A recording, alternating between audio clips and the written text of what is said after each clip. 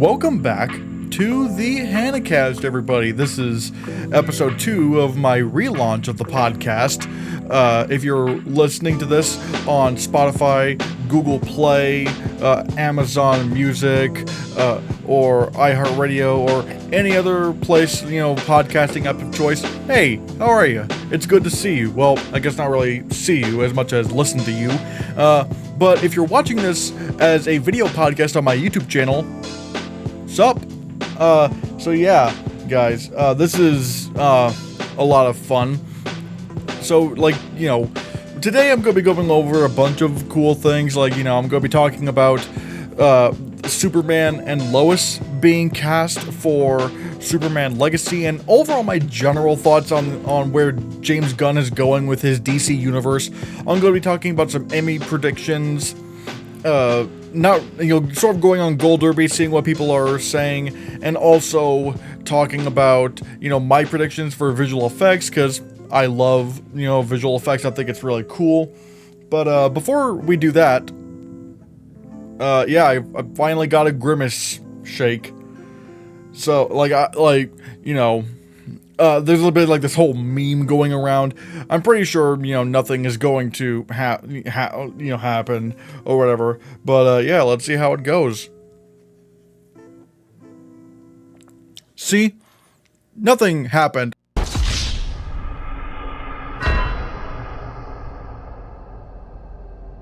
Actually, it's not that bad. It's actually pretty good.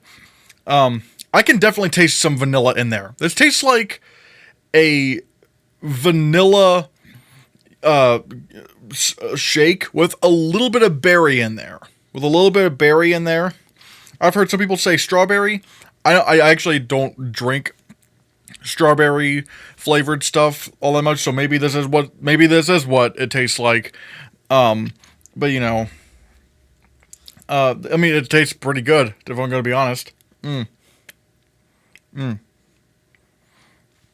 But speaking of Grimace, I just love what McDonald's has been doing with Grimace on their Twitter account. Like, they just make him, the most cryptid thing, or the most cryptic thing, ever. And he's, vaguely threatening in terms of his, selfies and stuff and what he says. It's kind of funny. But, without any further ado, I think we might as well go on to, some of the stuff that's been going on. Actually, before we do that, I want to talk about some comments that I've gotten, because I've done Five Nights at Freddy's videos, basically where I'm talking about the trailers for Five Nights at Freddy's, because the movie's coming out, and I've just been open about, how do I describe it?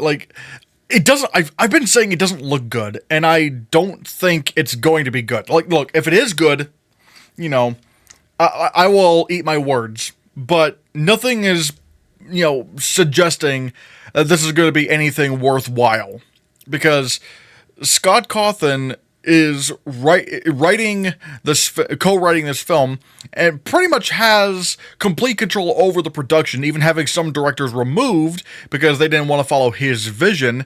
And I find that problematic because he's not a filmmaker. He's never made a movie before.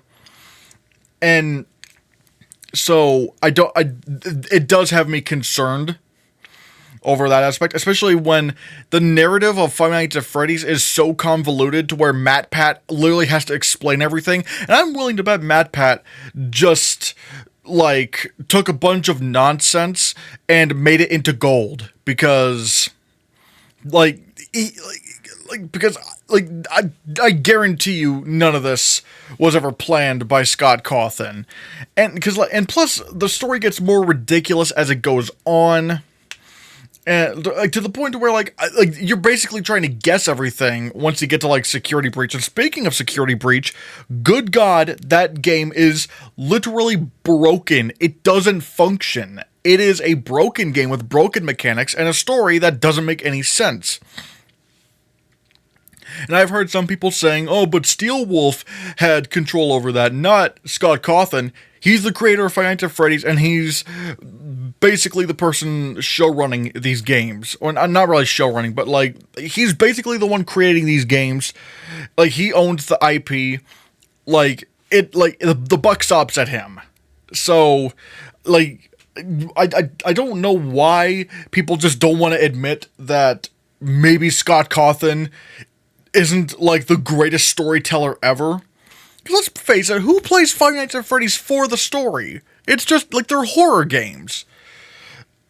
And it's just like, but regardless, people seem to just hate and also, there's also the fact that it's going to, Peacock as well as theaters, which is a big red flag. Now, I've heard some people saying that, oh, but the Five Nights at Freddy's movie, it's going to Peacock, but that's because of COVID. It's not because of COVID. Like, it's not to say COVID still shouldn't be taken seriously, but COVID is not really affecting theaters anymore. At least, I mean, obviously, there's been the long-term effects of COVID from, like, you know, when the theaters were shut down, but at least as of right now, in terms of current ticket sales, it's not really affecting much. Horror, like if anything, the box office is on track to be pretty much normal. Like we've had 4 movies in the pandemic era, like at least since 2020, that have made $1 billion. Like we had Spider-Man No Way Home, we had Top Gun Maverick, Avatar: The Way of Water, which became the 3rd highest grossing film of all time, and then we also have Super Mario Brothers. Oh yeah, I forgot to mention. Wait, why did I say 4? I meant 5, because there was also Jurassic World Dominion. 5 movies crossing the $1 billion mark. And we also, there's films because and out of any genre, horror is doing amazingly well. Like, you saw how Smile did in theaters. Because funny enough, Smile was supposed to go to Paramount Plus, but they saw the potential in the film and went, you know what, we're gonna make this a theatrical exclusive. And it was like a huge success at the box office. It was a huge success. And then you have other horror movies like X, Pearl, Barbarian, all those did amazingly well. And then there was also Evil Dead Rise, which was also a movie that was supposed to go to streaming. It was supposed to be an HBO Max exclusive, but they saw it and, you know, went, oh my god, this movie's actually really amazing. And so let's just put it in theaters. And it made a lot of money because it was a theatrical exclusive. So if horror, especially more than any other genre, is doing very well, why did Universal decide to put Five Nights at Freddy's on streaming? Because the name, like Five Nights at Freddy's, that should sell people alone. Because like something like Barbarian and, you know, Smile, those are not IP movies. Those are original concepts and they still made money. You put a Five Nights at Freddy's movie out in theaters? Oh, some parents might be dumb enough to bring their kids to this. So why would they put this on Peacock? Well, let's look at the other horror movies that Universal put day and date on Peacock. Halloween Kills and Halloween Ends, which were both received horribly. And if I'm not mistaken, there was also Firestarter. I think Firestarter was also a theatrical and Peacock streaming film. So, like, and everyone hated that. Everyone hated those movies. And the reason why Universal put those day and date on Peacock is because they knew they had bad films on their hands and they knew that they weren't going to do well in theaters. And the same exact thing is happening with Five Nights at Freddy's. And it's just not inspiring confidence in me. It's just not. It's not, like, it doesn't look good. Like, it doesn't, like, this tells me they don't think this movie's good, and so they're just dumping it to Peacock. And especially doesn't help that the trailers look really, okay, the first trailer was, like, terrible. Like, it looked cheap. It looked like a student film. Like, And nothing about, like, everything about, like, the cinematography looked like a student film. It just looked really bad. And while I will say the second trailer was a little bit better, the movie still looks bad. And it literally just, like, everything just looks like it's just not that good. And especially when you see, you know, the animatronics themselves, like, they're not very imposing at all. Like, they're very clunky, and not in a way where it's like, oh, animatronics, they're clunky.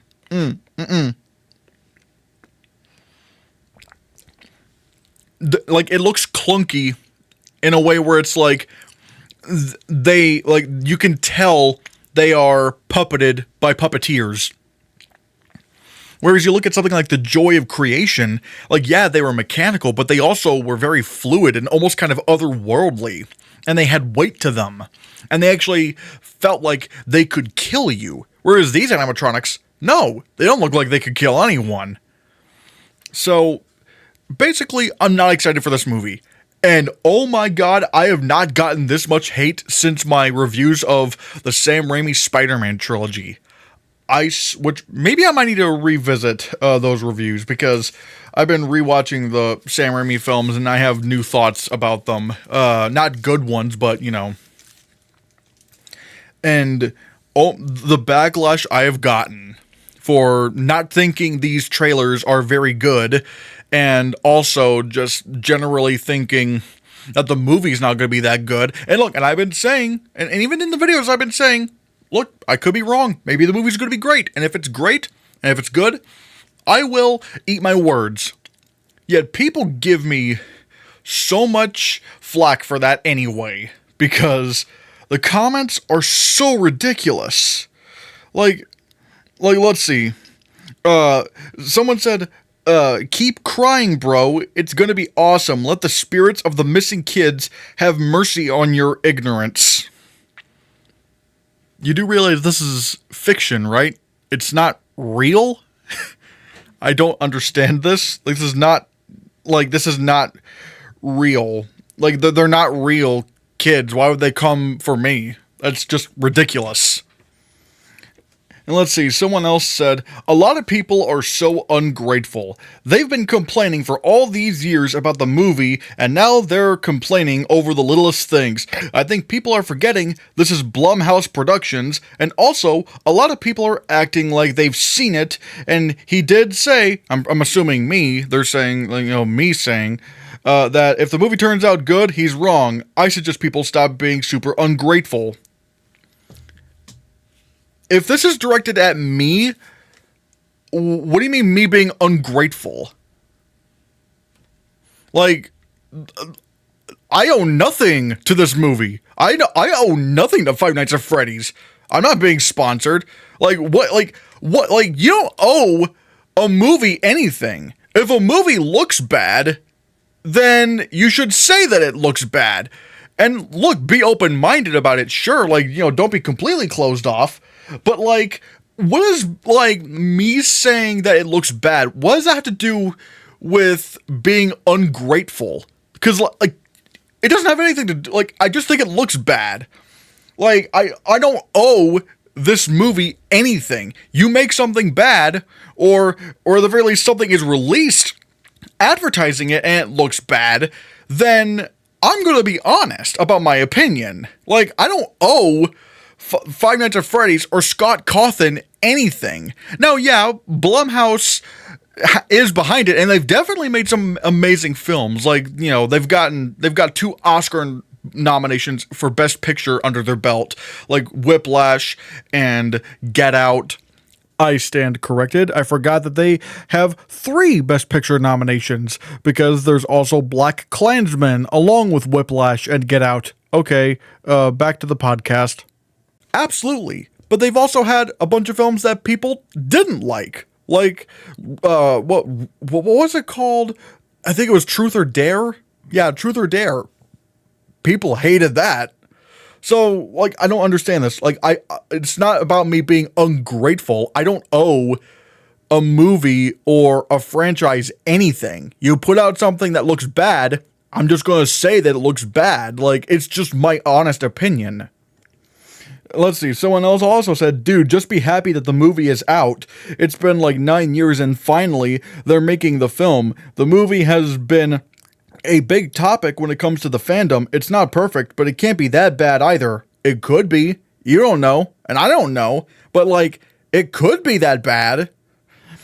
Just be excited that their time out of their hands for a movie for us fans to enjoy.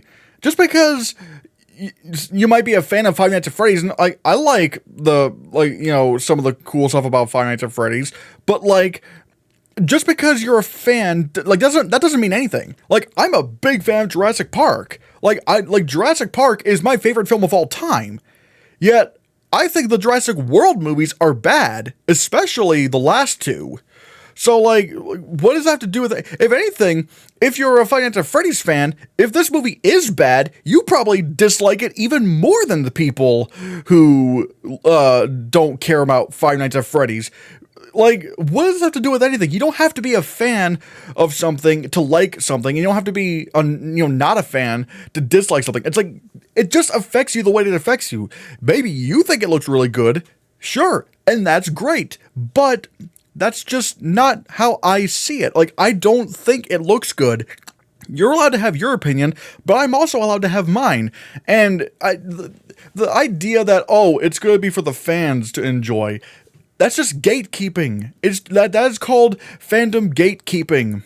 Like, again, I thought, I'm a big fan of Jurassic Park. I'm a big fan of Star Wars. Yet, the Jurassic World movies I thought were bad, and I thought The Rise of Skywalker was bad, and Obi-Wan, and Phantom Menace, and the Attack of the Clones, especially that god-awful Clone Wars animated movie. So, like, I don't understand it. I don't understand the reasoning behind, like, you have to be a fan in order to enjoy this. It's like, no, you don't. You don't have to be a fan to enjoy anything. Like, you could just be a casual moviegoer. And again, if this movie's good, I will eat my words. But like, don't gatekeep fandom like that. That's not healthy. Another user says, Jesus, everyone knows the movie trailers usually don't show the juicy stuff, so hold on to your goddamn horses. Okay, let's take a look at, the It trailer, the clown It, or the trailers for like Hereditary, Midsommar. Those were very good trailers for horror movies. And also, even movies that I didn't end up loving, like Us. Like, all those movies had really good trailers, and yet, they didn't show everything, but like, the idea that,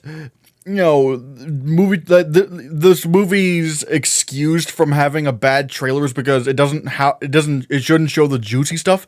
That's not what I'm concerned over. It just looks bad. The production value just looks bad. It looks cheap. That's why I don't like it. It's not that I don't like it because it's not showing me anything. It's because what it is showing me looks bad. Another person says, good or bad, I'm watching this movie. If you seriously don't like this movie, then don't watch it. We didn't ask for this. I didn't say I didn't like the movie. I said I didn't think the movie looked good. And also, I didn't ask you to watch this video. Like, you can just choose to not watch the video. Like, I'm not forcing you to do anything. So, like, it's kind of your fault for, getting mad over the fact that I don't like the trailers. Another person says, I kind of don't agree, but it's your opinion. Be respectful for what's put in it. Please, we've been waiting 8 years for this. Don't ruin this for us. If my opinion is ruining your experience watching this movie, then that's on you. You did not have to watch my video. And if my opinion somehow influences yours, then it kind of says more about you having a weak opinion than me ruining anything. and also I am being respectful. Like, I'm not, like, my criticisms are fair. I don't think the movie looks good. I think it looks like a student film. That's just my observation when watching the trailer. Like, I'm not one of the, like, I'm not even one of those people, like, if I was, like, saying, oh, this movie looks woke, like, and complaining about that, then, yeah, at that point, that's unfair. Like, 'cause, like, that's not even judging the film on its own merits. But I am judging, at least this trailer, on its own merits. And so, no, like, why would I be ruining this for you? Like, if me saying that this trailer looks bad is ruining this movie for you, again, that's on you for not being able to stomach someone else's opinion. Let's see, someone else says, everyone's a effing critique. The FNAF movie isn't going to be some big Hollywood movie. It's made by Blumhouse and Universal. By definition, it is a big Hollywood movie. Oh god, this one's amazing. The red eyes do have lore, okay, Mr. Discord moderator? It means they are being controlled by Afton and not being possessed by the dead children. I don't know why this got me, like, Mr. Discord moderator. Are you kidding me? Let's see, this other person says, the trailer looks fine, okay? Got it?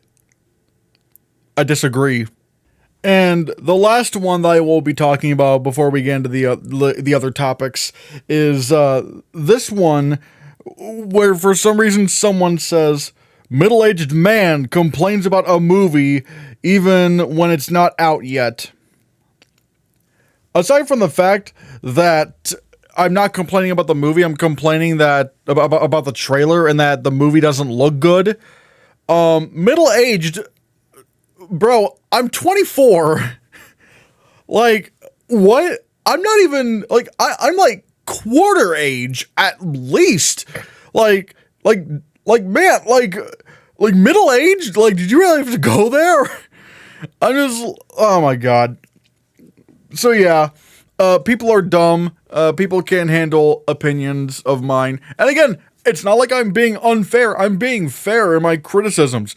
You don't, like, if you're excited for the Five Nights at Freddy's movie, go for it. I'm not.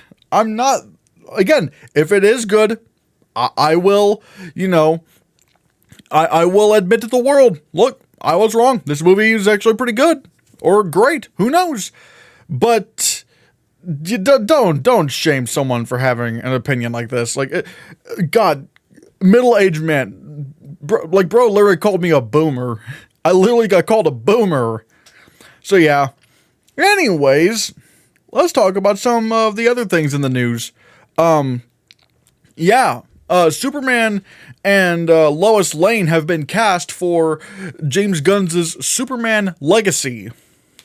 I've been very interested about this film because this is going to be pretty much the start of James Gunn's DC universe.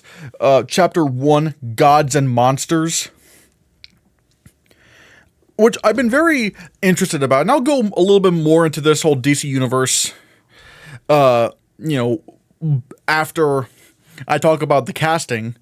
But so far, I'm liking it. Like, obviously, David Corn Sweat has been cast as Superman, aka Clark Kent, or vice versa.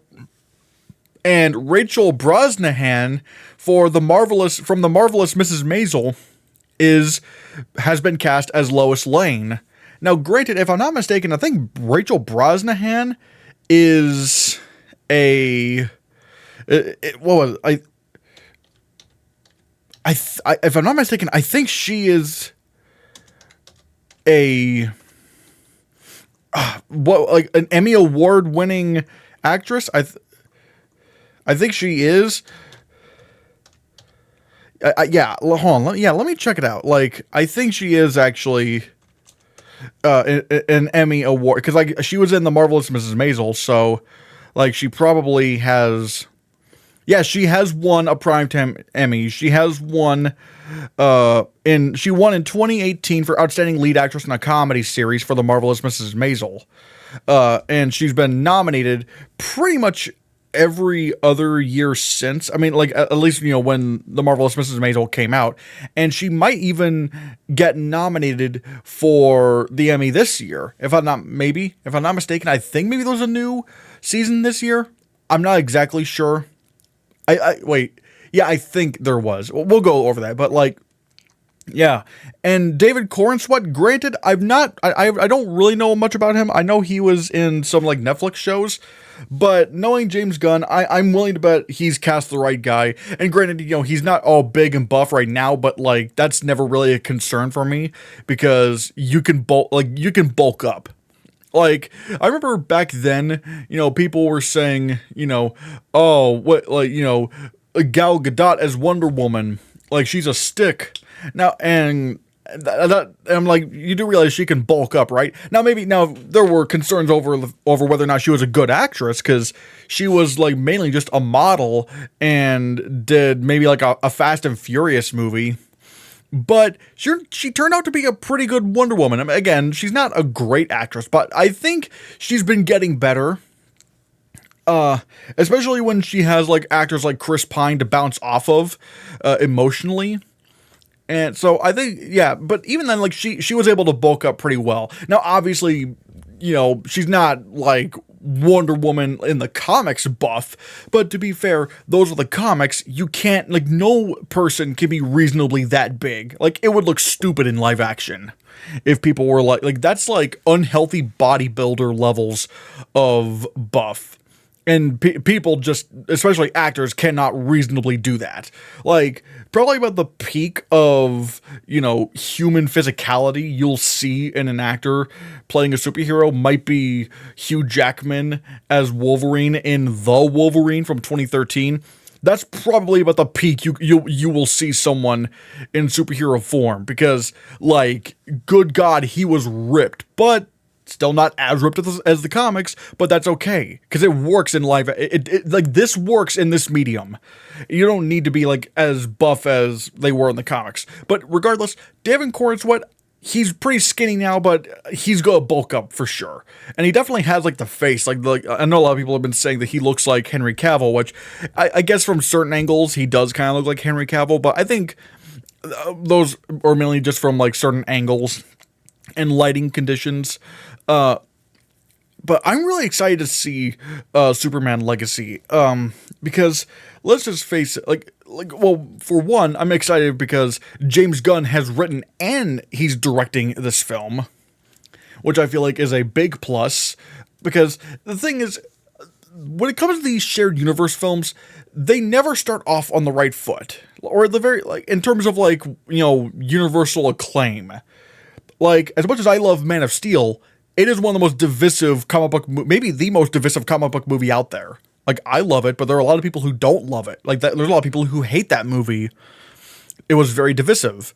And then you have The Mummy, which tried to start off a cinematic universe, and that didn't work out well at all. Like, everyone hated that film. So, like, but then you look at Iron Man. Like, you look at how Iron Man started the MCU, and they started off on the right foot. Like, they started off with a really well-acclaimed film from, like, sort of from Marvel's B team. I mean, granted, the Avengers was probably, like, was a pretty big, Marvel comic super team, but, like, generally people would know way more about, like, Hulk and Captain America than Iron Man. But even then, he wasn't like D-list characters either. Like, a lot of people, like, there were still people who generally sort of knew who Iron Man was. But regardless, they started off on the right foot. They got a really solid movie out that people loved. I don't love Iron Man as much as a lot of other people, although I do like it quite a bit. But still, like, they started off with Iron Man and caught the world by storm. And that's basically what helped the MCU become what it is today. They started off on the right foot. Whereas, again, with Man of Steel, it started off on a very divisive foot. And then the divisiveness didn't really help when Batman vs. Superman and Suicide Squad came out. Like, back then they were pretty divisive, but nowadays I think people just generally hate those films. I don't. Like, I like Batman vs. Superman, especially the Ultimate Edition. I really like that one. And I thought Suicide Squad was okay, but again, a lot of people hated those films, so DC didn't really start off on the right foot there. Man, this Grimace shake is really good. And even then, like, the DC universe, it was such a train wreck. Like, not even just from, like, the films, although, granted, the inconsistent quality didn't help, but, like, there was so much that was changed. Like, let's look at, what they were trying to build up initially. Now, granted, if you're on the video podcast, you can see the timeline that I've put up here. But if you're listening to this on the audio version, I'll still name the movies and the release dates. Because if you remember, in 2014, they announced this big lineup of DC movies. And they started off with Man of Steel, which came out, June 14th, 2013. But then this is where they get into their announcements. Like, obviously, there was Batman vs. Superman, which, granted, was already previously announced. But, it was coming out, March 25th, 2016. Then there was Suicide Squad, which they said was coming out August 5th, 2016. So far, plans, everything's planned and whatnot. Granted, I think that film was already getting ready to go into production. Wonder Woman, which, they said was coming out in June 23rd, 2017. So far, so good. Justice League Part 1, they said this was, if you remember, this was going to be a Part 1, November 23rd, 2017. But then, here's where we get the ungodly mess of it all. Then, after Justice League was going to be The Flash, which was supposed to come out March 23rd, 2018. Then you have Aquaman, which was going to come out July 27th of 2018, which got pushed back a few months to December. Shazam, April 5th, 2019, which, if I'm not mistaken, was the release date it ended up getting. But then in June 14th, 2019, they were going to have Justice League Part 2. And then the films that ultimately just never happened, where you have Cyborg on April 3rd, 2020, and Green Lantern on June 19th, 2020. And those just never happened. But you have this, which again, on paper, this is a really good lineup. This is a really good lineup of films. And some people were complaining, why do they have Cyborg and Green Lantern coming out after the Justice League movies? Or, why didn't they have all the movies build up to, Justice League? Well, and I was and I'm thinking how do I describe it? On paper, this is pretty good. Because, let's face it, the first Green Lantern movie, that didn't do well. People hated that, so it was kind of maybe hard to try to convince people to do another Green Lantern film. And Cyborg, not very well known.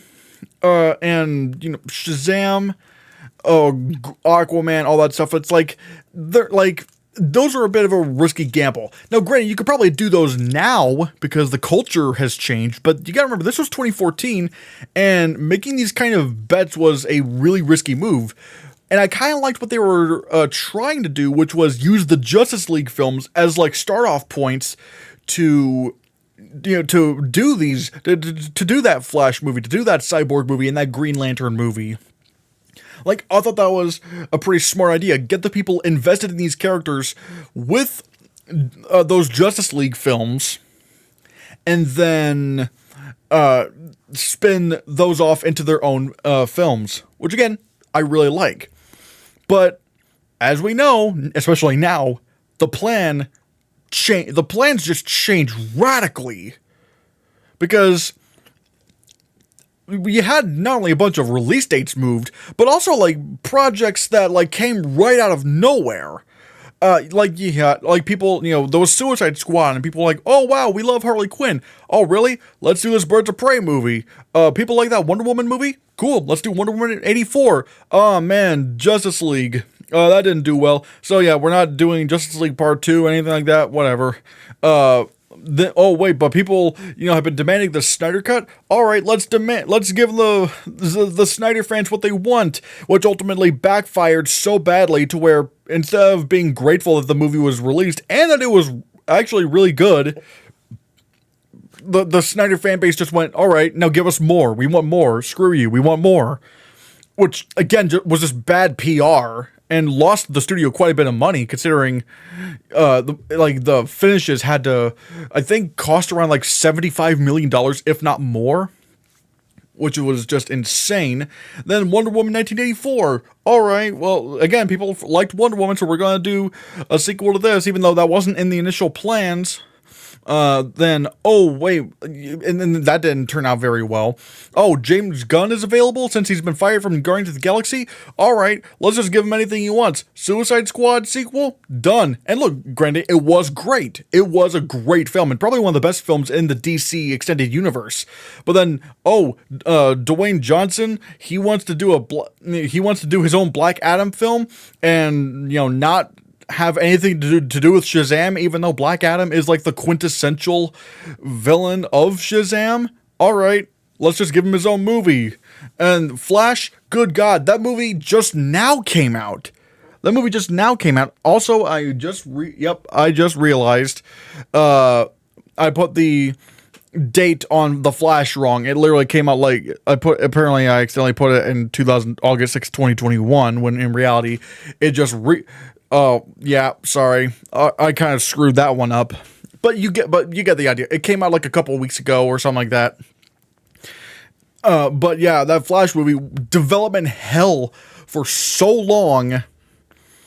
But like ultimately, and like now it's getting made. Blue Beetle? Sure. Batgirl? Sure. Oh wait, now it's canceled, so it's like there was no consistent plan. Now, like, I'm not gonna lie, Marvel sometimes changed the plans, but at the same time, like for example, Spider-Man. Like, Spider-Man was definitely not in the plans in 2008, but like that was like maybe a couple of times, and plus, like, when they announced Phase 3, they didn't say anything about what was it, Ant-Man and the Wasp, but I think that was because they didn't want to spoil the end of Ant-Man. So like, I'm betting that, Ant-Man and the Wasp was in the cards, but they just didn't want to say it because, again, it would spoil the post-credit scene of the first Ant-Man. Like, oh, look, Hope is going to become Wasp in the sequel. So, yeah. But, like, there was no consistency. Like, there was no plan. They just were very reactionary to basically whatever was the newest reaction that came out. And it's just like, no, you gotta stick to your plan. Now, granted, maybe, like, if you're in Marvel now, where you just had a string of divisive films, well then, yeah, you might want to change some strategies, like, especially with how many projects you're producing at a single time. But, like, it was, like, the whole DC thing was just a mess, where projects were being announced, then just not being made at all. Some films getting made, but then canceled, like, written off for taxes. And just like, oh, wait, this one character was very popular. Well, let's spin them off into their own thing. Is there any consistency? We don't really care. It was a mess. It was an absolute mess. And that's one thing I actually am kind of excited over with James Gunn's DC universe. Because, like, granted, we don't know the entirety of the plan. Hell, we don't even know the entirety of Chapter 1. Like, when we got, these projects, what was it, like 1, 2, 3, 4, 5, we got 10, those 10 projects that were announced in January, like, those, like, even that, those, like, this isn't the entire chapter. Like this, because if we're going with what James Gunn said, where it's like the DC Universe films, there's going to be like, they're aiming for 2 movies and 2 series a year. This only covers like 2.5 years. So like, we don't even know the entirety of Chapter 1. And we have Superman Legacy, which is coming out July 11th, 2025, which is like a couple of years from now. Then there's going to be, and granted, and all the other ones, there's not really any set release dates, because we have like a Creature Commandos series, an Authority movie, a Waller series, a Batman the Brave and the Bold film, a Booster Gold series, a Supergirl movie, a Lanterns series, a Swamp Thing movie, and a Paradise Lost series. You know, setting up, you know, Wonder Woman and, you know, sort of like the background of her island of Themyscira. And, like, I've said this, I am very interested to see where this goes. And I'm excited for some of these. Like, I'm definitely excited for, like, what they do with Supergirl and how they've described that. So I am very, and obviously with Swamp Thing potentially being directed by James Mangold, very excited for that. And apparently Andy Muschietti, who directed The Flash, is directing The Brave and the Bold. And granted, I've not seen The Flash, so I can't give my opinion on it. But the one thing I will say is, even if The Flash does end up being bad, I'm probably not gonna be blaming it on Andy Muschietti because of how much like production issues The Flash had. Like, there were so many production problems that The Flash had to where I don't know if it was really all that salvageable. And it's already becoming one of DC's biggest flops ever. So I'm willing to bet, like, it wasn't even his fault. Like, it's just so many circumstances that went into The Flash, and it was probably just never going to work. Like, from the Ezra Miller garbage to, like, the fact that this movie was passed off to so many different writers and directors to where, like, no one's vision was really left. It whatever. But again, I've not seen the film.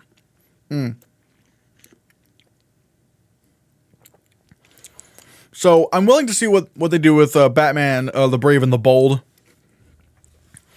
I will say The Authority I do find to be kind of odd. It's like, really, you're doing an Authority movie. Now, granted, we don't know if this is coming out right after Superman Legacy, or if this is coming out after Brave and the Bold, Supergirl, or Swamp Thing. We don't really know. I'm really excited to see what they do with, when they announce not only the other projects, but when these projects are coming out.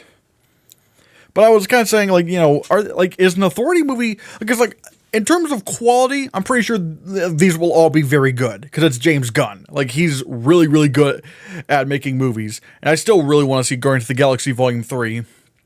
But, in terms of success, that's going to be a whole different issue, because DC is they are in trouble right now.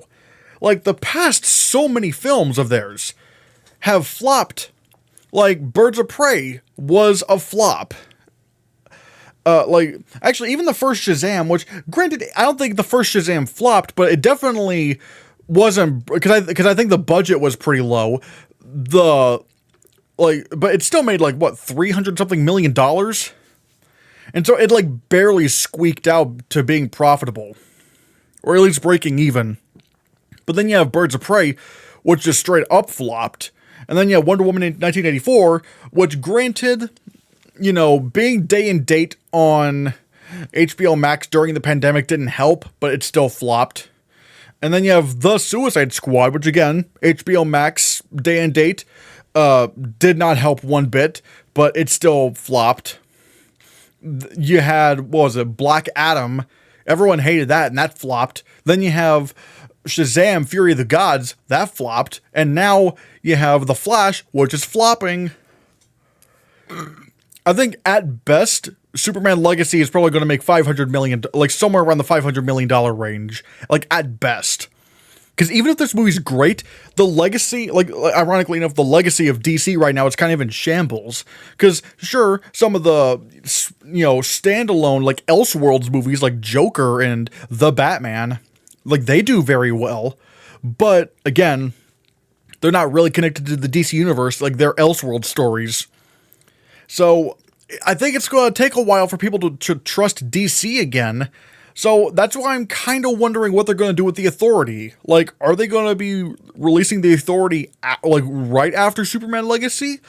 Or are they going to wait a few films, like with having Brave and the Bold and Supergirl ahead of it? I don't know. I would probably suggest, like, if it were me, I'd probably wait a while to do an Authority movie. Because even if it's great, like DC is on a road, is trying to recover. Although, granted, James Gunn did say that The Authority will be in Superman Legacy. Now, to what extent, we don't know. Like, if they're like the antagonists in Superman Legacy, all right, that could maybe help a lot. Because if people really love Superman Legacy and they really like what these Authority characters, then that would definitely help the Authority films box office. So there is that. Now, so I'm very interested to see what they do with the, DC, with the DC universe here. And plus I will say one thing that's a little bit also concerning is, like, supposedly, like, some things will be different from the old DC universe, and yet some things will be the same. And I don't quite get that. Like, for example, they're keeping John Cena's Peacemaker and Viola Davis's Amanda Waller, but not keeping Henry Cavill's Superman? Like, out of all the problems, like, even if you have problems with the way Henry Cavill's Superman was written, it wasn't his fault. So, like, why are some, like, and it does kind of feel like there's a bit of favoritism going on. Like, the stuff that James Gunn was involved with is staying in the DC universe, whereas the things he didn't work on are staying the same. Like, I don't know why it can't just be like a full reboot. Like, why can't everything just be, like, start from the ground? Like, just start from scratch and just reboot it all. I just don't understand why that can't be, or why that just can't be done. Because when you're not just rebooting it all, you still have that baggage from the old DC universe. So why it's not being fully rebooted, I don't get it. But I'm still in the James Gunn train. I'm willing to go along with it. And again, I'm pretty sure these will be good, but it's just like, I do wonder why it's not a full reboot. So, yeah. But yeah, but overall, I am pretty excited for where this DC universe goes. And I am also very excited to see, like, what other things that James Gunn is going to announce. Now, granted, it's unknown if, I think currently it's unknown if Warner Brothers and DC will make an appearance at Comic-Con. I hope so, because I really want more information about the DC universe. Like, maybe, like, solid release dates. Now, even though, granted, James Gunn said that, DC will push back release dates if the scripts aren't finished, or if the movies aren't, basically, if the movies aren't looking the way they do, they're willing to push back the films. And just basically making sure the projects are good before, trying to, make a release date, which I think is smart. So I do like that. So overall, like, what are your thoughts? Like, what do you think about this whole DC universe? Like, what do you think about the casting of David Corenswet and Rachel Brosnahan as Superman and Lois Lane?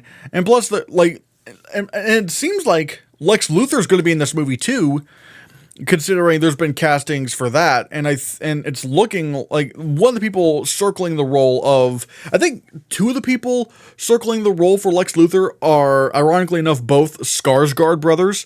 I think it's like Alexander Skarsgård and Bill Skarsgård. Bill Skarsgård would be a very odd Lex Luthor, if I'm going to be honest. Although I'm willing to go along with it. Like, I'm not even one of those people who, like, at least nowadays, I'm not really a person who hates the Jesse Eisenberg Lex Luthor, because it, like, when you see, like, how kind of weird and eccentric he is, that's kind of what you would get Jesse Eisenberg for. Like, you can't just plop, and granted, I know even he said that this is a cliched casting choice, but Bryan Cranston, you can't really just drop Bryan Cranston into that version of Lex Luthor and have it work, because, like, he is very eccentric, he is very weird. He's like, oh, the red capes are coming, like, that's just the way the character was written. So, like, I don't think that's any problem with Jesse Eisenberg. But regardless, so, like, but now I'm not gonna lie. Nowadays, I've kind of been a little bit softer on Jesse, because I used to hate that idea, like, back then, like, why is Jesse Eisenberg Lex Luthor? But nowadays, I'm just kind of like, he, like, given the kind of Lex Luthor they wanted him to play, he worked well. Like, you can maybe have opinions on, whether they should have gone with that direction for Lex Luthor or not, but I don't think the problem was really Jesse Eisenberg himself. And granted, Bill Skarsgård would also be a very strange casting choice for Lex Luthor. Whereas like someone like Alexander Skarsgård, yeah, I could definitely see him being a Lex Luthor. Like that would definitely be like that. I could definitely see him being Lex Luthor, a more traditional Lex Luthor. But we'll have to see how that goes. But yeah, let me know what your thoughts are on this whole thing, because I'm very interested. I'm very interested to see where Superman Legacy goes. Moving on, let's talk about some Emmy predictions. Granted, not my Emmy predictions for the most part, although I will try to talk about one of the categories. But like, because I'm more into TV than I'm more into movies than TV. But still, it's worth taking a look at, especially given like the drama categories, because like some of that stuff is really packed. Grant, I'm not gonna lie. Like, comedy, it looks pretty, like what I expected. Like, Ted Lasso at number 1, Abbott Elementary at number 2, The Bear at number 3. And apparently, if I'm not mistaken, I think there were going to be 8 slots for comedy this year, for comedy series. And on Gold Derby, Wednesday is at number 9. That will be very interesting to see if they actually do make it in. Like, will Wednesday actually make it in? That will be interesting to find out. My Grimace shake is almost empty. But yeah. But so far it looks pretty predictable. Number 1, they say, is Ted Lasso. Number 2, Abbott Elementary. Number 3, The Bear. Number 4, Only Murders in the Building. Number 5, Barry. Number 6, Poker Face. Number 7, The Marvelous Mrs. Maisel. Number 8, Shrinking. Number 9, Wednesday. And number 10, What We Do in the Shadows. Atlanta seems to be pretty low down there, like at 13. That's fascinating. Like, I don't know how often, snubs happen at the Emmys, but we'll have to see. We'll have to see if Wednesday cracks in. Because I know, like, it wasn't the most well-reviewed show out there. Like, I think it was hovering around the 60s, I think. But the people who love Wednesday really, really love it. I'm pretty sure Jenna Ortega is gonna get nominated for a comedy actress. I mean, hell, like, yeah, she's already at number 3 on Gold Derby. Like, at number 1, Quinta Brunson for Abbott Elementary, Natasha Lyonne for Poker Face. Number 3, Jenna Ortega for Wednesday. Number 4, Rachel Brosnahan for The Marvelous Mrs. Maisel, and some others. Like, I'm not gonna go over all the potential people who are getting in, but it's just, even if Wednesday doesn't get nominated for Best Comedy Series, it looks like Jenna Ortega is going to get nominated for Comedy Actress. Comedy Actor, again, is looking pretty, like, expected. Like how many, for Comedy, for Comedy Actor and Actress, there are going to be 5 slots. So it's going to be a little bit tougher. So, like, that means people so far, like Selena Gomez for Only Murders in the Building, are out of the top 5. And stuff. For Comedy Actor, the top 5 seem to be Jeremy Allen White for The Bear, Jason Sudeikis for Ted Lasso, Bill Hader for Barry, Steve Martin for Only Murders in the Building, and Martin Short for Only Murders in the Building. And possible people that could get in would be like Donald Glover for Atlanta, obviously, Jason Segel for Shrinking, and Bob Odenkirk for Lucky Hank. I wonder what that is. So that is interesting.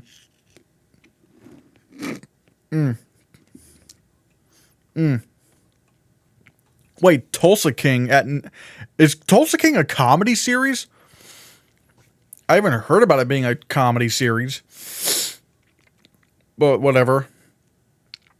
And then there's some others like comedy supporting actress, comedy supporting actor. I got not too much to say.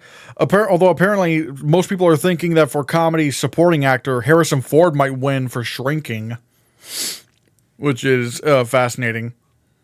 He's like, what was like on Gold Derby, he's number 4 for a nomination for comedy supporting actor, in which I think for this category, supporting actor and supporting actress for comedy can go go for 7.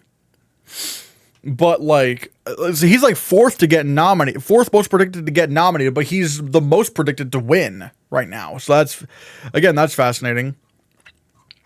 And then there's comedy guest actress, comedy guest actor. It looks like Pedro Pascal might get nominated for Saturday Night Live.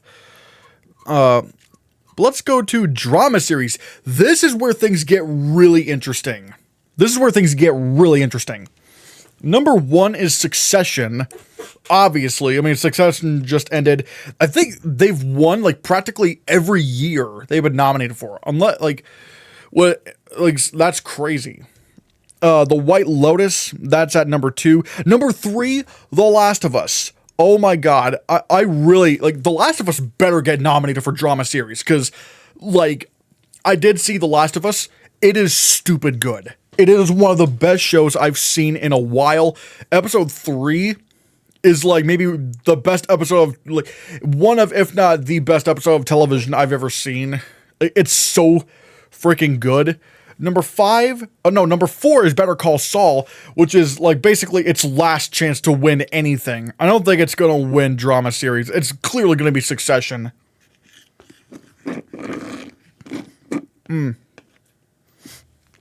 But I know a lot of people really want Better Call Saul to win something, because, like, Better Call Saul has been nominated for, like, over 40 Emmys and hasn't won a single one. Not even any tech categories, which is crazy. Number 5, The Crown. Number 6, Yellow Jackets. Number 7, House of the Dragon. Once again, I've seen this show.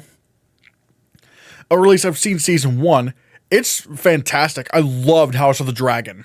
And I've never seen Game of Thrones or anything like that, but even then, even though I hadn't seen Game of Thrones, this was still a phenomenal season in of itself.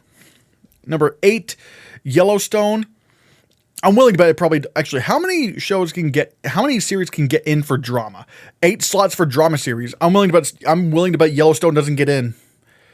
And one thing I'm hoping gets in, which is at number 9, Andor.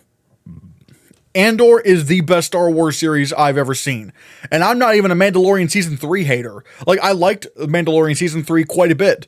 But Andor is better. It's better written. Like, it's one of the best... You know what? I might even say this. It's the best written Star Wars thing I've ever seen. Like, in terms of screenplay, or I guess in this would be teleplay, but whatever. It is stupidly well written. Like, it's so good. And I swear to God, Andy Serkis better get nominated for guest actor in a drama series. He better get nominated. Like, granted, I think Nick Offerman should win for The Last of Us, but Andy Serkis better get a nomination. Because, like, because, like, a lot of people know him as just the motion capture guy. And look, he's great at performance capture. But, like, I think this really, helped show the world that he's more than just, the performance capture guy. He's how I describe it, when it comes to traditional acting, he's stellar. And plus, also, I think he was amazing in The Batman as Alfred. Loved that. But then there's also a question of if The Mandalorian will get nominated, and I don't know.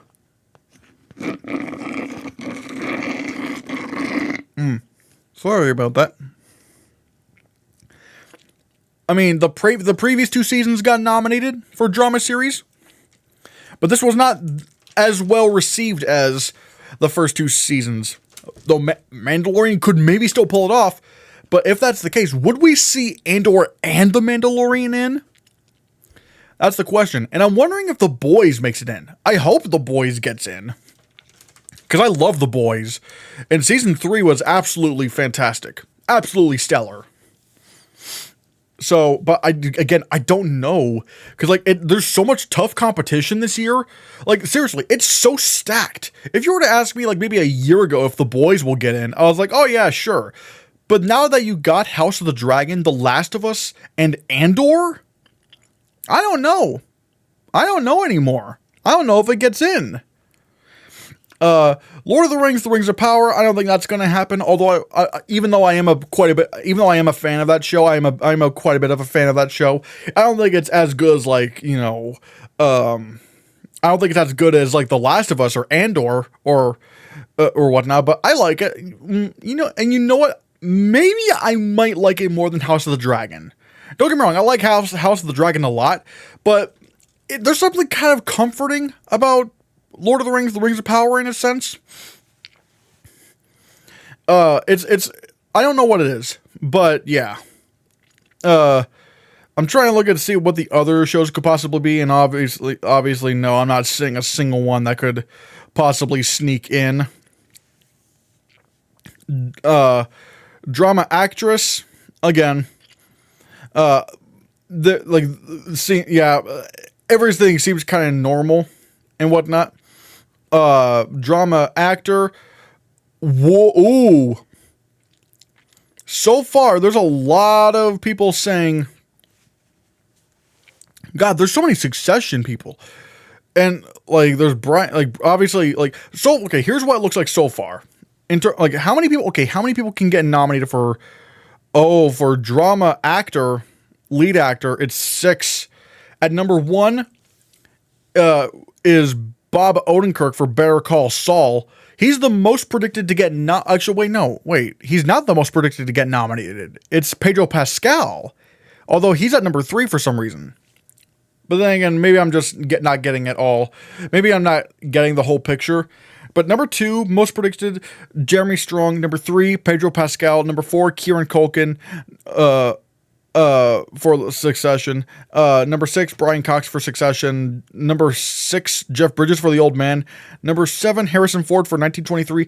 And number 8, Patty Constantine for House of the Dragon. And number 9, Diego Luna for Andor. God, there's so many like big contenders, like Anthony Starr. I would love to see him get in, but I don't know if he will.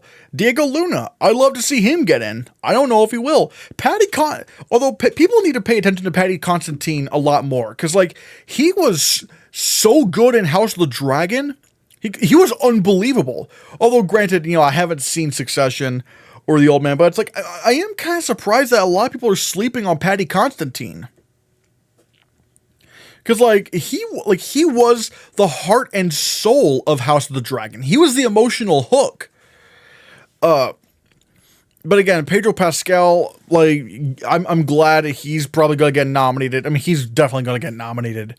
And Diego Luna for Andor, I love to see that happen, but I don't know if they would pay attention to him. And I'm looking, and Anthony Starr, God, I really would love to see Anthony Starr nominated.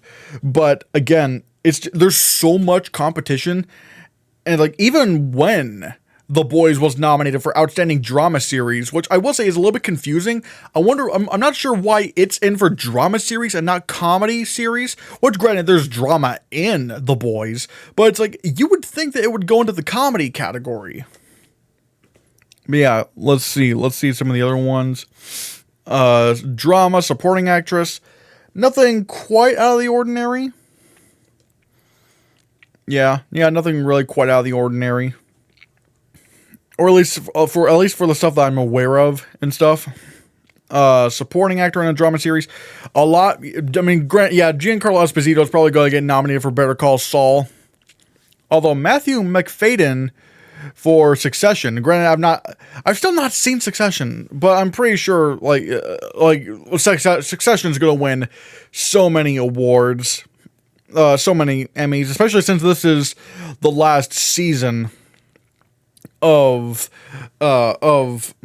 Succession. I don't really. Stellan Skarsgård for Andor is all the way down at number 13. I don't think that's happening. I don't think he's going to happen. Although that would be crazy if it did happen. That would be crazy if that happened. Let's see. Drama guest actress Melanie Linsky for The Last of Us. Yeah, she's the most predicted for a nomination, but apparently Harriet Walter for Succession is the most predicted to win. Again, that's just fascinating. Actually, wait. How many people can get into drama guest actress? 6 for actress and actor, guest actor and guest actress. Storm Reid for The Last of Us is just out of the top 6 at number 7. Again, that would be a great nomination. The whole cast of The Last of Us is just absolutely perfect. They're all so freaking good. Let's see. Yeah, so much. I can't even, I can't even what's the word I'm looking for? Complain. And here he is. Here it is. Drama guest actor. Nick Offerman is at number 1 for The Last of Us. He should be. He should win. At number 2 is Murray Bartlett for The Last of Us.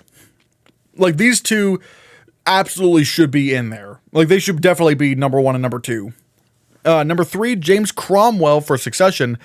Andy Serkis is at number 4 for Andor. I really want this to happen. Please nominate Andy Serkis for Andor. And at number 5, Bryan Cranston for Better Call Saul. Number 6, Arian Moayed for Succession. And number 7, Aaron Paul for Better Call Saul. That's going to be interesting. Will Aaron Paul and Bryan Cranston make the tops, make those, the 6 nominees? We'll have to see. I'm looking at anything else like Christopher Lloyd. I guess one person's predicting Christopher Lloyd for The Mandalorian, although he's all the way down at number 15. Number 15, Burger King foot lettuce. Oh my God, Lamar Johnson for The Last of Us. I'd love to see him in as well.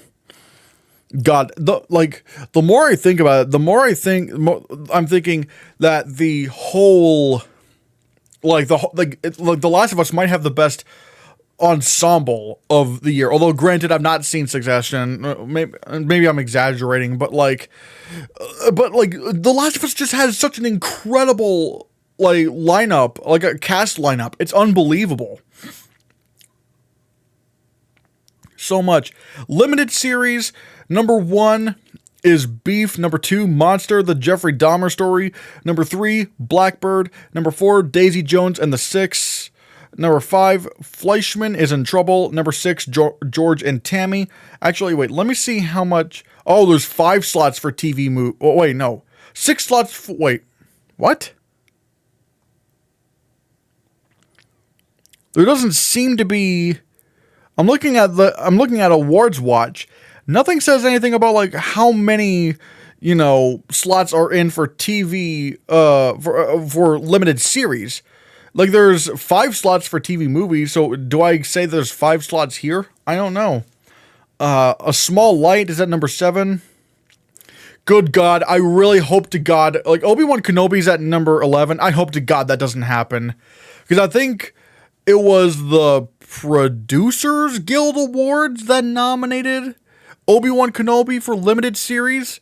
I really hope to God that doesn't happen, because Obi-Wan was so bad. It was so bad. And we'll talk about some more of the things I've been kind of worried about when it comes to when it comes to the Producers Guild Awards and how that might influence the Emmys. But yeah, I'm looking at some of the others. Nothing real, Miss Marvel, that's never going to happen. It's all the way down number 33 with no one predicting it. So yeah. All right. TV movie is interesting, because once again, we have, there actually is going to be 5 nominees for this. Number 1 is Weird the Al Yankovic Story. Good God, this would be a great winner. I watched Weird the Al Yankovic Story. It was so funny. It was literally a parody of music biopics. And it was just genius. And whenever stuff, I was thinking, all right, is this going to get not funny? They find a way to make it funny again. And the end credit, the ending alone, the ending, how do I describe it? The ending, the end credits, and the post-credits scene are so hilarious. I'm not even kidding. It is ridiculous. I love Weird the Al Yankovic Story. I hope, this would be a great winner. Although at number 2, you have Prey. And Prey was also spectacular. This, I even have a bit of a hot take. I thought Prey was better than Predator. Sue me. I thought Prey was absolutely phenomenal. And the thing is, I didn't expect, because I know some people were like, oh, why didn't they release Prey in theaters? I kind of get why this wasn't released in theaters, because no one would have gone to see Prey, because Prey, the Predator franchise was a joke. It was a joke. The last film, Predator, The Predator, everyone hated it, and it flopped at the box office. I think it flopped at the box office. But no one wanted to see it. And it's and one of the things that people came out of it was like, what more can you do with the Predator? Like, it's a dead franchise at this point. Like we all know what's going to happen, and yet Prey did manage to surprise us, but that's the thing. It surprised us from how good it was. I don't think Prey would have done well in theaters. I guarantee you the next Predator film will be released in theaters because of how good this one was. Fire Island at number 3, number 4, Reality, and number 5, Dolly Parton's Mountain Magic Christmas. Hocus Pocus 2 is at number 7. This was nominated for the Producers Guild of America Award for TV movie, so that could, there's a chance that could happen. Oh my god, and the one I'm scared of happening. Granted, it's at number 16 with no one predicting it, but that it's Disney's Pinocchio. Now, why am I concerned? Because the Producers Guild of Awards nominated Pinocchio for Best TV Movie. And no, we're not talking about Guillermo del Toro's Pinocchio, because that qualified for the Oscars. Disney's Pinocchio remake, which didn't even go to theaters, it went straight to streaming, was really bad, and I like some of the Disney remakes. I really liked Aladdin. I really liked Beauty and the Beast. I loved the Lion King remake. I even loved the Lion King remake, and yet Disney's Pinocchio was so bad. It was so bad, and missed the entire point of Pinocchio on every level. And I'm scared that this could get nominated because the Producers Guild of America Awards nominated it. Which I have no idea why. Everyone hated this film. It's not even divisive. Everyone just flat out hated it. So I am kind of concerned. I'm looking at some of the others. Nothing. Oh God. A Christmas Story Christmas is at number 27. A Christmas Story Christmas needs more attention. I was not I had no faith in A Christmas Story Christmas. I thought, really? Are we seriously doing another Christmas Story movie? Can we just, not do this? But yet, A Christmas Story Christmas actually managed to be a worthy sequel to the first film. It was actually really, really, really good. So, and I'm sad that it's not getting a lot of attention, because it actually was almost, it's almost on par with the first film, if I'm being honest.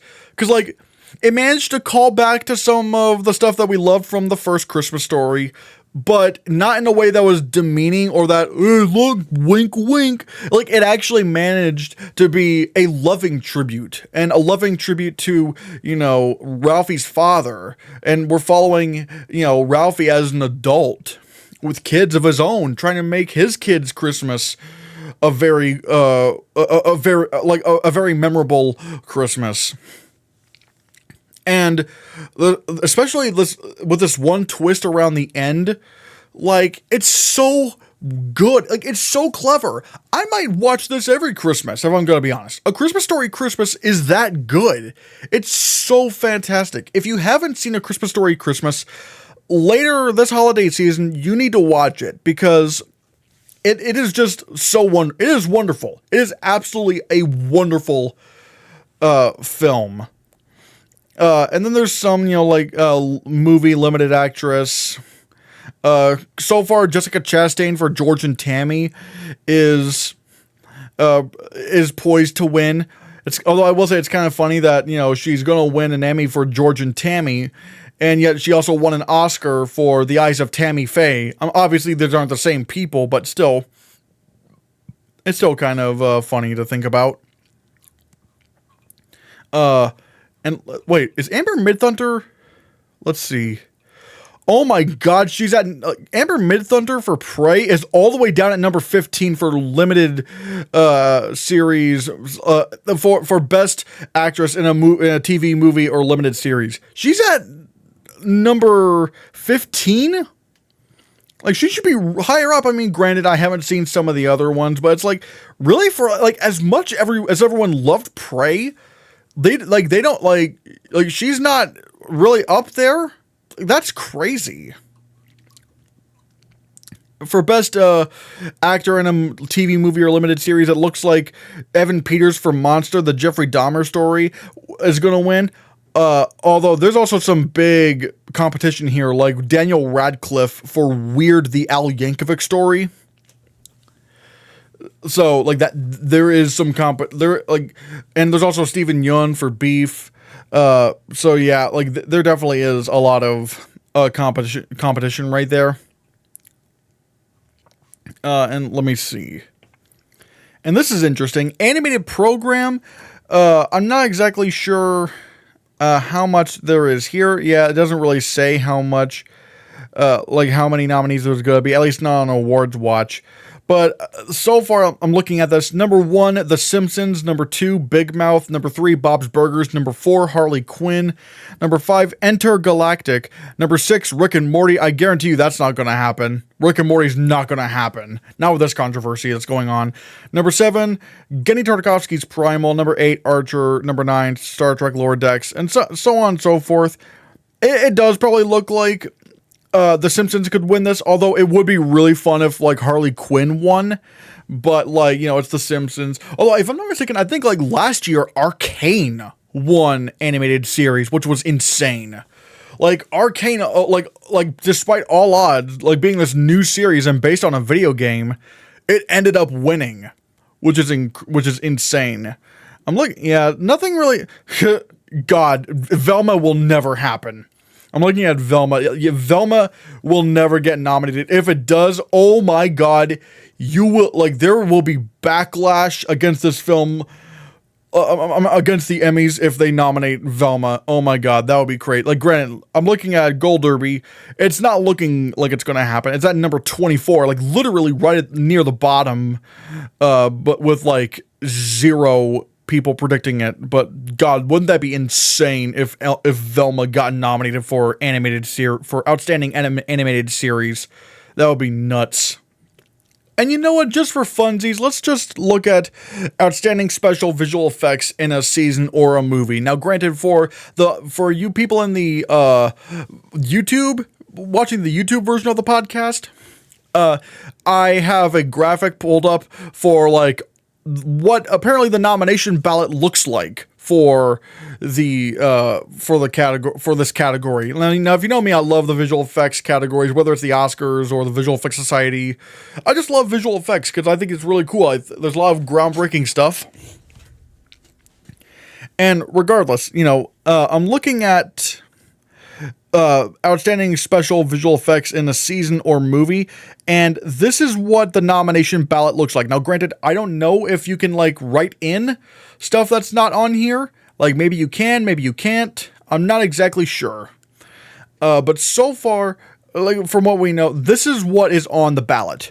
All right, in alphabetical order: Andor, The Boys, His Dark Materials, House of the Dragon, The Last of Us, Lord of the Rings, The Rings of Power, The Mandalorian, The Peripheral, Pinocchio, Disney's Pinocchio, Prehistoric Planet, Prey, The Sandman, C, Star Trek Picard, and Willow. Now, I will say, like, these seem to be all, like, pretty solid nominees, although there's some that I will say were missing. Like, there were some noticeable snubs, if you will. Like, these were some notable omissions from the nomination ballot. Some including Miss Marvel, She-Hulk. In fact, there were no Marvel series in this. Obi-Wan Kenobi, The Umbrella Academy, 5 Days at Memorial, and Goodnight Oppie. Now, let me explain some of this. Like, I know some people are going to go, ugh, She-Hulk. She-Hulk, like, here's the thing about She-Hulk. I don't think the effects were really that bad. Like, for a television series to make a completely CGI human being creating a completely CGI woman who's like well over 6 feet tall, nearing 7 feet tall, who is green, and even her clothes are all CGI. I feel like what they given the what the task was given, they did as well as they could on a TV budget. Like, it looks very good for TV. But no, people want to complain about it anyways. But it's like, again, for a television series, this is pretty groundbreaking stuff. And even then, the character She-Hulk was nominated at the Visual Effects Society for outstanding animated character in a photoreal in a television series. So like, even the Visual Effects Society thought that she was pretty groundbreaking. Granted, I would not put in Obi-Wan Kenobi because I thought the effects were actually kind of bad, but I am surprised that it didn't make the Emmys nomination ballot because, like, again, I was just giving my opinion, but still, 5 days at Memorial, I think was like a limited series. I didn't see it, but it did win Outstanding Supporting Visual Effects in a TV series. I think it was either. Actually, let me check real quick. Yeah, 5 days at Memorial won Outstanding Supporting Visual Effects in a photoreal episode. So, like, it won, and yet it didn't even make the nomination ballot here. Now, again, I don't know. Maybe there are some, like, you can, like, write in something. I don't know. But if not, the fact that it got snubbed is pretty shocking. And then one that I'm also really shocked at is Goodnight Oppie, like the Opportunity Mars rover documentary. Now some people are going to go, well, that was shortlisted in the 20, that was put in the 20 film shortlist at the Oscars. Like, wouldn't it be qualifying for the Oscars, not the Emmys? Yes, but the thing is, they tried to put it in for the Oscars, but like it didn't get shortlisted for documentary. For best documentary feature at the Oscars, and it didn't make the 10 film shortlist for visual effects. So, like, I guess after this, they kind of just went to the Emmys, which is proven because I think they're trying to push Angela Bassett for best narrator at the Emmys because she was the narrator of Goodnight Oppie. So the fact that everyone was loving the visual effects in Goodnight Oppie, and some people thought it would get shortlisted, and that it did get in the 20 film shortlist for visual effects at the Oscars, you would think it would get into the nomination ballot at the Emmys. But no, it didn't even do that. Like, at this point, I guess the visual effects community, like the visual effects artists, just don't think Goodnight Oppie was very groundbreaking. Which, hey, that's fair if they don't feel that way. I mean, because like they know way more about visual effects than I would, because I'm not a visual effects person. But as a person who's not a visual effects artist, Goodnight Oppie getting snubbed once more was a big surprise. Now, what do I think will get nominated for? What do I think will get nominated, and what do I think will win? I think what should win. Again, it's not the best series out of all of these, but in terms of visual effects, it's got to be Rings of Power. It better be Rings of Power. Like, some of the effects in Rings of Power are good enough for a movie. Like, that's how good a lot of the effects are in Rings of Power. Or at least, I'll even say this, most of the effects in Rings of Power are good enough for a movie. Which is something I can't say for a lot of for pretty much any other TV series. So Rings of Power better win. As to what I think will also get nominated, let me check and see how many films or how many projects can get nominated for this. If I'm looking at previous years correctly, it looks like it can only be like, it looks like it can be five programs can be nominated for visual effects at the Emmys. So we're looking at 5. Rings of Power, it's a better win. I think some other very safe bets would include The Mandalorian and Andor. They could probably do that. The Last of Us, I think, will probably also get in. But then there's that 5th slot, and I don't know whether to go. I really want this to go to Prehistoric Planet. I really want Prehistoric Planet to get nominated, and it has done pretty well. Like, it's gotten nominated for a couple of Annie Awards for visual effects. And I think it's also been nominated. Yeah, it got nominated for a couple of Visual Effects Society awards, especially for like outstanding visual effects in a photoreal episode. And not like, and I'm talking about like main visual effects, not supporting visual effects.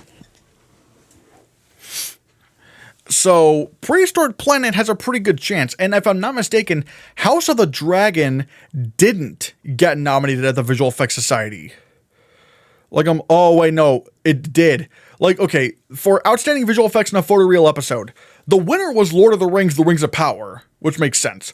And then the other nominees were The Boys, which is eligible this year, House of the Dragon, which is eligible this year, Prehistoric Planet, which is eligible this year, and Stranger Things 4, which is not eligible this year. But, like, so they didn't nominate Andor, so that's interesting. But...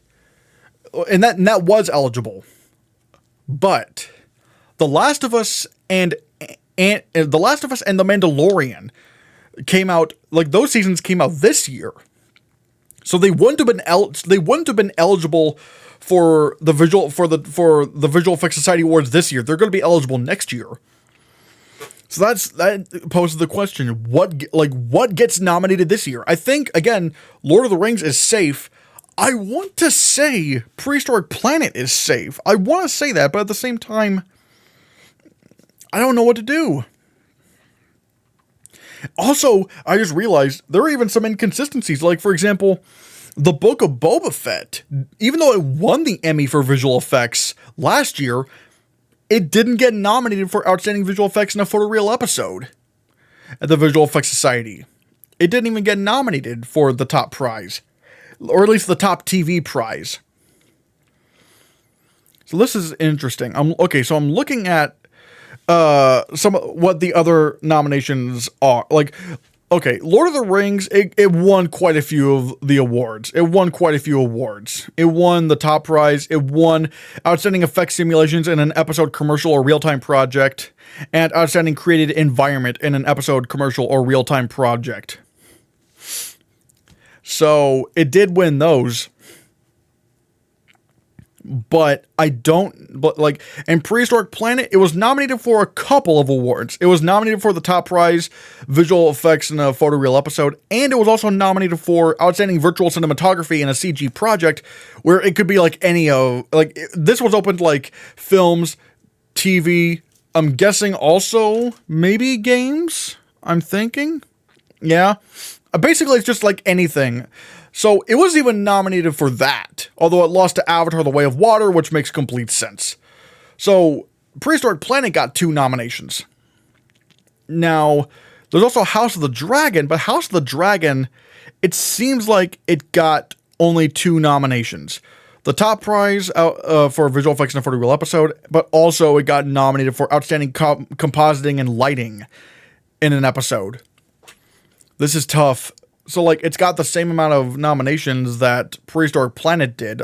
Although, I don't think House of the Dragon got nominated for any Annies. God, it's really tough. And again, we're not even taking into account The Last of Us and The Mandalorian.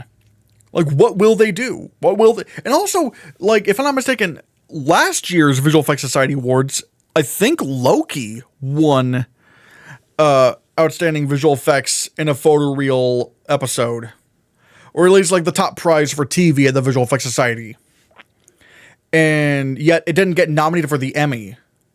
So it's so tough. Again, Lord of the Rings, it's safe and it should win. The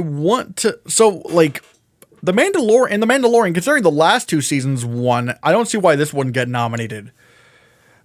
So I think Lord of the Rings and Mandalorian, those are 2 locks. God, I want to say The Last of Us gets nominated. Prehistoric Planet, I have to assume gets nominated. Then again, you know what? I think maybe Prehistoric Planet might be stronger than Andor, because I'm looking at what Andor got, and I don't know, yeah, I think Andor only got nominated for 1 Visual Effects Society Award, and that was Outstanding Creative Environment in an episode, commercial, or real-time project. That's the only award it got nominated for. So yeah, Prehistoric Planet might be stronger in that regard. So then that leaves that 5th slot. will it be Andor, House of the Dragon, The Boys, or maybe there's also an argument to be made about The Sandman. Could The Sandman actually pull that off? It's tough. I might go for House of the Dragon. I think House of the Dragon is going to get that fifth slot. So my official predictions for outstanding special visual effects in a season or a movie in the Emmys this year, and we'll know what the nominees are by next podcast. I'm going on the record and saying Lord of the Rings, The Rings of Power, in no particular order, at least I guess in order of how likely they are to get nominations. Number 1, Lord of the Rings, The Rings of Power. Number 2, The Mandalorian. Number 3, The Last of Us. Number 4, Prehistoric Planet. And number 5, House of the Dragon. Now, if it were me, I would put in, if it were me voting, I'd have Lord of the Rings, The Rings of Power, Prehistoric Planet, The Mandalorian. I've seen some visual effect breakdowns of The Sandman. That looks really good, but like, let's see. Lord of the Rings, Prehistoric Planet, Mandalorian. Honestly, maybe The Sandman or The Last of Us, or Sandman and The Last of Us. Maybe put The Last of Us a little bit above Sandman. But I don't know. Because, like, Andor, don't get me wrong, a lot of the effects are very good in Andor, but they also are very static. They are very static, like, not doing a whole lot. Whereas something like, Lord of the Rings and Mandalorian, Prehistoric Planet, they're a lot more dynamic with the visual effects. So, yeah, but overall, in terms of predicting, I'm going on the record saying Lord of the Rings, Mandalorian, Prehistoric Planet, The Last of Us, and House of the Dragon. So, yeah. And I think, guys, that about does it for this episode of the Hannahcast podcast. We had a lot of fun. We roasted some people that were, for some reason triggered over the fact that I didn't like the Five Nights at Freddy's trailers. We talked about David Corenswet and Rachel Brosnahan as Superman and Lois Lane, and my thoughts on the DC universe going forward. We talked about some Emmy predictions. And yeah, guys, it was a lot of fun. I like doing this podcast. And consider subscribing to both the YouTube channel and the podcast, because if you don't, maybe you will get hate comments for talking about Five Nights at Freddy's.